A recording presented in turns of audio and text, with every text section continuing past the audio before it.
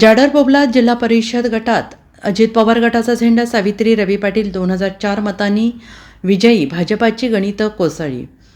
जाडर बोबलात जिल्हा परिषद गटाच्या आज जाहीर झालेल्या निकालात राष्ट्रवादी काँग्रेस अजित पवार गटाने दणदणीत विजय मिळवलेला आहे. या गटातून अजित पवार गटाचे सर्व उमेदवार विजयी झालेले असून भाजपाला पराभव स्वीकारावा लागला आहे. या निवडणुकीत अजित पवार गटाच्या उमेदवार सावित्री रवी पाटील, सांगली जिल्हा परिषदेचे माजी शिक्षण सभापती तमनगौडा रवी पाटील यांच्या सौभाग्यवती यांनी भाजपच्या उमेदवार भाग्यश्री संजय कुमार तेली यांचा सुमारे 2000 मतांच्या फरकाने पराभव केला आहे. तमनगौडा रवी पाटील यांना पराभूत करण्याच्या उद्देशाने भाजपने आमदार गोपीचंद पडळकर समर्थक आणि लिंगायत समाजाचे उमदीचे संजय तेली यांच्या सौभाग्यवतींना निवडणूक रिंगणात उतरवले होते. मात्र मतदारांनी अजित पवार या गटाच्या बाजूने स्पष्ट कौल दिल्याने भाजपची रणनीती फोल ठरली. या गटात यापूर्वी हाय व्होल्टेज लढतीची चर्चा होती आणि आमदार गोपीचंद पडळकर यांची प्रतिष्ठा पणाला लागली होती.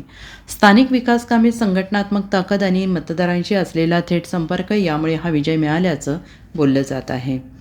या विजयानंतर अजित पवार गटाच्या कार्यकर्त्यांनी फटाके फोडून आनंद व्यक्त केला. विजयी उमेदवार सावित्री रवी पाटील यांनी मतदारांचे आभार मानत विकास कामांना प्राधान्य देण्याची ग्वाही दिली. जत तालुक्यामध्ये जाडरबोबला जिल्हा परिषद गटामध्ये अजितदादा पवार गटाला आमच्या राष्ट्रवादीची जिल्हा परिषद गट दोन्ही पंचायत समिती आणि जिल्हा परिषद निवडून आलेले आहे. जिल्हा परिषद 2000हून अधिक मताधिक्याने निवडून दिलेले आहे. आता ही खरी अजितदादांना मी श्रद्धांजली अर्पण करतो. कारण काय झालं, आमच्या नेत्यांचं अडचण झाल्यामुळं अजून तालुक्यात बरेच अडचण झालेले आहे आणि इथून पुढे जत तालुक्यामध्ये विकासाचं राजकारण होईल. पुरोगामी आणि सगळे सेक्युलरिझमला इथं आपण महत्त्व देऊ, सर्व समाजाला सोबत घेऊ.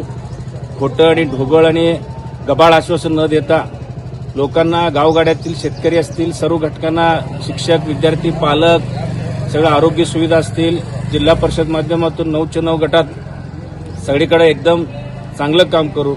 आणि जी काही इथं आश्वासनाचा पाऊस होत होता, तर खऱ्या अर्थानं अगदी जमिनीवर प्रत्येक कार्यकर्ता, प्रत्येक घटकाला इथून सोबत घेऊन जाण्याचे इथून राजकारण होईल.